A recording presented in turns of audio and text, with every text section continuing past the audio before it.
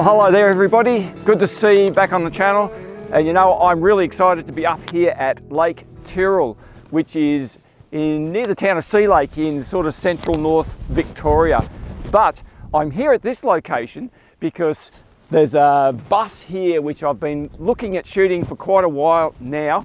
And so last night I came down here and did some shooting around this district. But first things first, let's go and have a look at this little bus.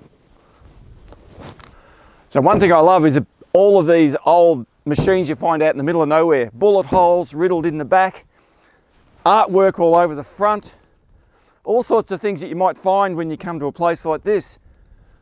Oh, well, how about that? Look what I just found in the bus at Lake Tyrrell. G'day, mate. John Rutter, how are you? Hello. Amazing, isn't it, what you can find out in the middle of nowhere? So for those of you who don't know, John has a YouTube channel himself and he's an awesome astro nightscape photographer. So John, what brings you to Sea Lake? Just a bit of a tour at the moment, actually. It's one of those places, a bit like yourself, that wanted to come here and shoot some images here and have a look a bit around the lake, and there's some cool old machinery laying around here, so it was sort of one of those places on the list to visit, so yeah, thought I'd come and give it a look. So have you been here before? Never been here before. Yeah, okay.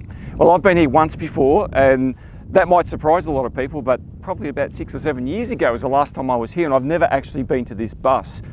But you know, what we did last night, I must confess, I did catch up with John last night. I didn't just meet him in the bus, but anyway, that's okay. And we also caught up with Bailey. Now, Bailey Farley's a friend of ours from over in the Grampians way. You would have seen him on some of my previous videos. And the three of us had a bit of a tour around. Now, yesterday afternoon, we did some scouting, didn't we? And John, you were here before me, so you had a bit of a look around before I got here. What did you find?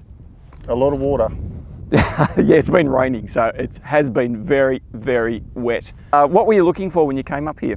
What I was looking for was some sort of images over the lake. There's a beautiful pink salt lake here, so I was looking for some images over that. Unfortunately, that's not going to work out on this trip just because of high wind and the weather conditions, a lot of water around, so we sort of had to come up with a plan B and find some other things to shoot, so sort of where the adventure began.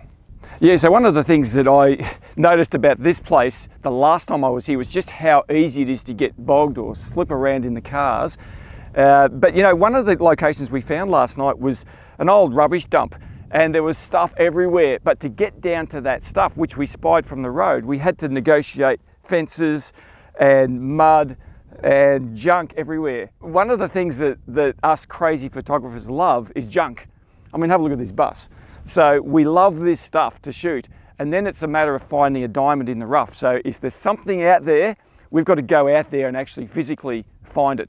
And so we did, didn't we? We did. We found some rubbish around, but in that we found an old car body, which I think had a fair bit of potential, and we did get back to that, and we're going to show you that in a minute. But there was also these old telegraph poles, which seem to be everywhere up here, John. What's the story there, do you reckon? Yeah, I'm not sure, but it's definitely very, very interesting. Everywhere you go, there's sort of old power poles littered around, and which make for some pretty unique sort of foreground interest for the nightscape. So that was really, really cool.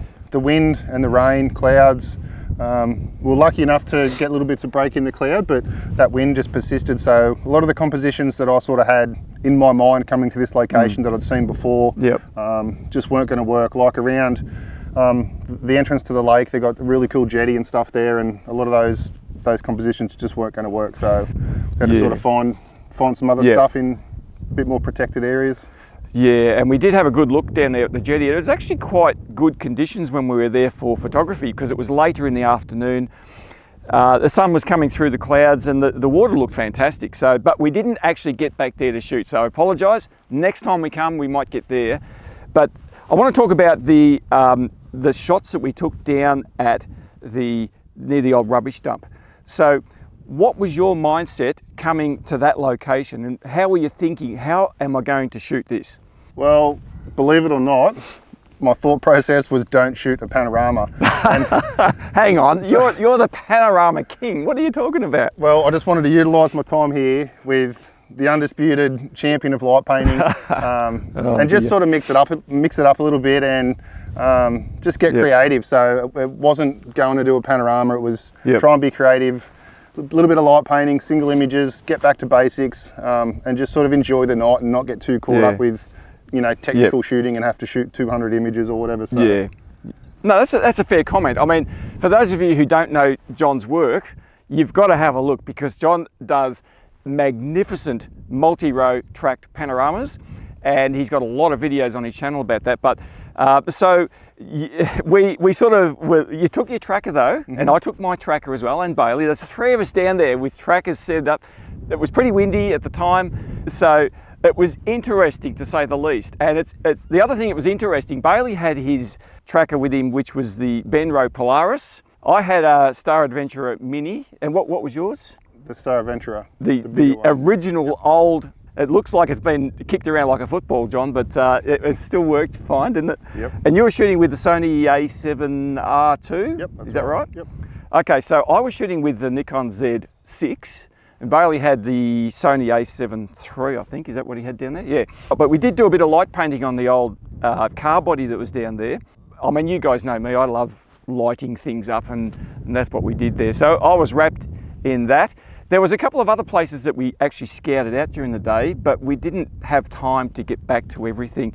One thing you know probably is often you'll scout out a lot of locations, but you don't get the time to get back to all of them.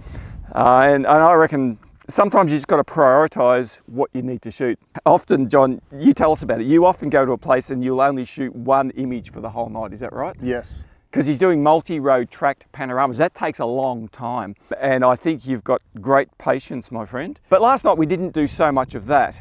But anyway, we really did want to get back here for our final shoot. And in fact, we actually stayed here for the whole night. We just camped across the way there. So what we'll do now, I think we'll have a look at this old bus and we'll talk you through how we composed it and the differences that we had shooting it. So the first thing we did here was we set up our star trackers just about here next to the cars, pretty much on the track, with a clear open sky facing down towards the west. So here in Australia, October, the Milky Way galactic core is setting down, and it's a beautiful perspective to get either single shots or even a panorama. Now, John, I know you said before that you resisted the panos back there, but did you resist the pano when we got back here to the bus? I couldn't resist it. Like you said, that Milky Way setting down in that western sky sets up absolutely perfect for panorama, so I could not help myself. Okay. And I went back to old ways and shot a panorama. That's okay. He's on therapy, so you know we're going to go out for breakfast at some stage today. So we'll load him up with coffee or something. But now anyway, I did the same thing. I actually shot a pano sky. Now, by the time we got back here, because it was fairly late at that stage, the core was getting pretty low, and I was originally going to shoot everything here at 20 millimeters. But when I looked at the frame at 20 millimeters, there was more ground than there was sky. So I decided to put my 35 millimeter lens on for that tracked sky part. Tell us, John, what was your mindset with your pano setup when you were over here? Because the Milky Way is setting, and it's setting so fast by the time we got out here and sort of got set up, my original plan was to just use a 24mm lens and just shoot a single row for the sky. But same as you, Richard, when I looked at the back of the camera, because the core was so low, there was more sky above than what there was below, so it just looked a bit strange. So similar to you, I switched out the lenses and threw on the Sigma Art 40 lens to just try and fill that frame a bit more in the sky to make it look a bit more in proportion. So that was sort of the mindset. The mindset there. So John, your Sigma Art 40, that's one of your go-to lenses, is that right? It is, yes. Tell us what you've got and what you like to use and why you would use it in a certain circumstance. The great thing about the 40mm lens, and the reason I initially went to it, was it's a beautiful hybrid between that 35mm lens, 35mm focal length, and the 50mm focal length that Nightscapers love to use, that really sort of punched in look of the core. So you sort of get a best of both worlds there, but more importantly than that, the performance of that lens. So you can shoot it wide open at f1.4, which simply means you can get your images in the bag really, really quick. You don't have to use really, really long shutter speeds or high ISOs to get a really nice image. So that's the reason I use it. Yeah, and like you said, the other Sigma glass that's coming out now is phenomenal, and you know, the ability to shoot lenses wide open is awesome. So how often when you're using those lenses to track the sky, do you shoot them wide open? Mostly all the time wide open. Okay. Yeah.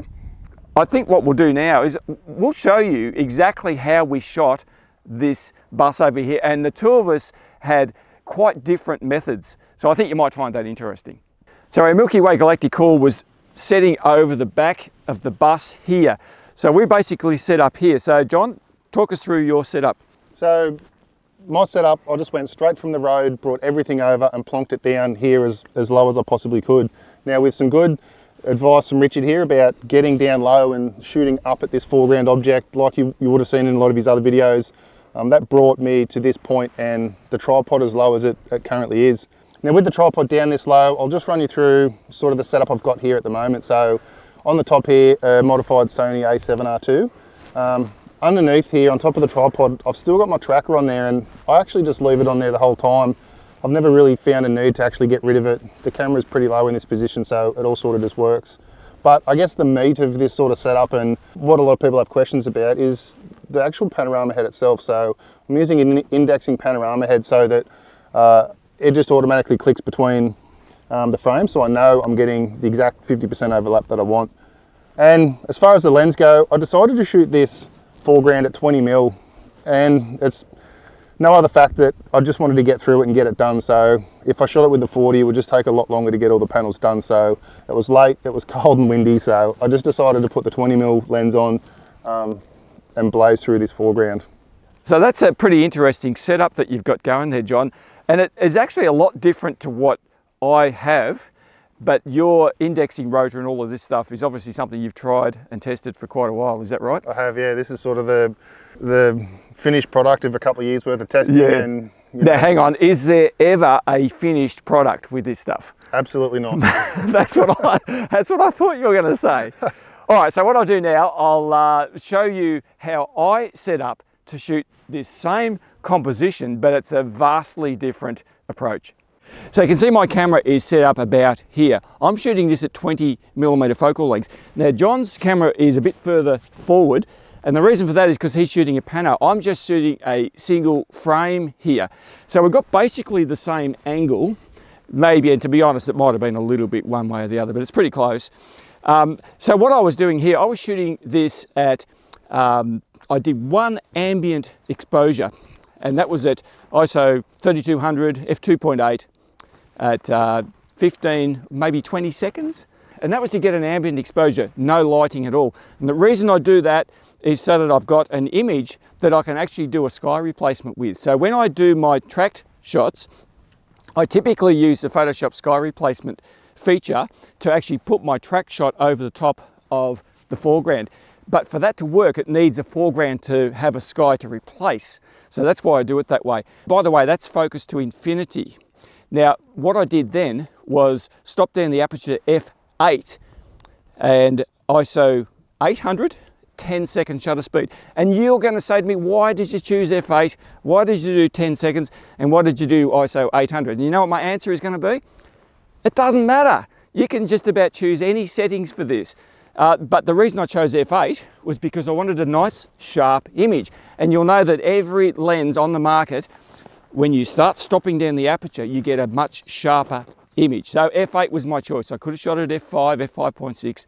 It just depends on what you're achieving. Now I'm about 6 meters away from the bus here, so there's plenty of focus. I didn't change my focus. I'm still at infinity focus, so I'm about 6 meters or so away, but at f8 I can tell you now that is in focus. So then, as you can see here, I've got a remote shutter release.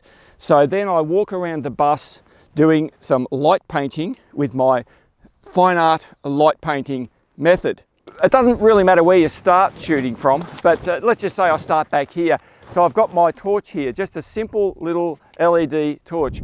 And because I've got the remote shutter release, I can go anywhere around here and press the shutter on the camera. So I just do some light painting around every angle. But as you know from my previous videos, I would never be lighting from directly in front of where the camera is. So the camera's here. I'm never going to be lighting this way because that is a flat, harsh, sort of like a deer in the headlights look, if you will. But one of the things I do like to do is get up close. So for example, with the bus here, there's junk everywhere around here, but I don't care. I love junk. So I'm going to be shining my torch on these sorts of angles close up, because what you get is that nice light fall off from the top to the bottom and on the wheels at the front and things like that.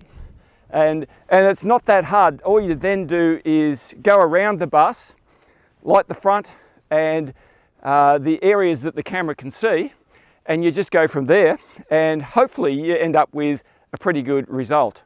Now, one of the things I'll always try and do is find some little nook or cranny here where I can actually light it and put a little bit of a feature in. So I've got my little Ulanzi VL49 RGB video light here, and one of the things I love about this light, it's actually got a magnetic back on it, so I can just stick it anywhere I like on these old metal structures. And so what I did, I put one up the top there and warmed up the color, which is one of the things that's great about these lights, is you can actually change the color temperature, and had a sort of a warm glow coming out of the front of the engine compartment here. So I hope that looks pretty good. Now, this type of subject lends itself well to a bit of light inside the structure itself. So I did that last night. Let's have a look. What an awesome bus. I can remember going to school years ago in a bus just like this. But anyway, I brought my video light inside the bus here, and I stuck it around. It'll just stick. Well, that's actually not metal, but that is. So I stuck it around here in different places, and it was set to about a 3000 Kelvin roughly. So that will give you a fairly orange light. And I wanted that orange light to glow out. But you know what? There are some occasions where I don't actually use the inside lights that I've made. But if I don't shoot them, I don't have them. I don't have the option to use them later on. So that's what I tend to do. And I did about 2 or 3 shots inside the bus here, just like that. So there you have it. That's how we approached shooting this old bus here at Lake Tyrrell, and I hope you like the results, which you'll be seeing in just a moment. So John, thank you very much for joining me here on this video. It was great to catch up. It was. It's been a while, and for you guys, I highly recommend that you go and follow John Rutter on YouTube. He's a great Aussie photographer, and we've got to stick together, I reckon. So anyway, thanks very much for watching. Really appreciate it. John, when are you getting another video coming out? It's going to be very soon. Very soon. Very soon. Okay, very soon. In the meantime, I'll look forward to seeing you guys in the next video. But right now, we're going to show you the images that we shot last night. So I hope you enjoy them. See you later. Cheers, guys.